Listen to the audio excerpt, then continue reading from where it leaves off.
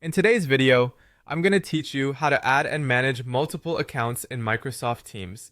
Navigating multiple roles can be a breeze if you have everything organized in one place, and Microsoft Teams offers this functionality to streamline your communication and collaboration efforts. Now let's dive into it, starting with the basics of adding an account.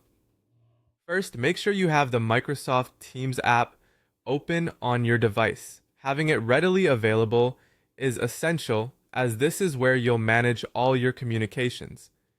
Once you have it open, focus your attention on the top right corner of the interface. Here, you'll notice your profile picture or initials if you haven't uploaded a photo. It's your gateway to account settings. Click on your profile picture. A drop-down menu appears giving you several options. Among them is Add Account. Selecting this option allows you to seamlessly manage multiple accounts from one application without the hassle of logging in and out repeatedly. Next, it's time to enter the details of your additional account. Start by typing in your work or school email address. It's important to ensure that the email you are entering is correctly spelled and is associated with your team's account. Precision here saves you time in troubleshooting later. Once the email address is in, the next screen will prompt you for your password. Enter this carefully to avoid login hiccups. Depending on your organization's security settings, there's a chance you will encounter multi-factor authentication at this stage.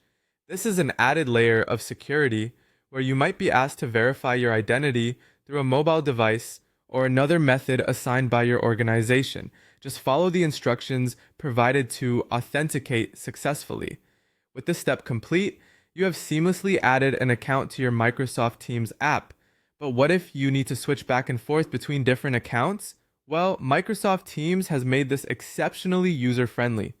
You can switch between your accounts with ease. To do this, click on your profile picture once again. You'll notice that, along with your primary account, the new account you just added is visible. Switching takes just a click on the desired account name.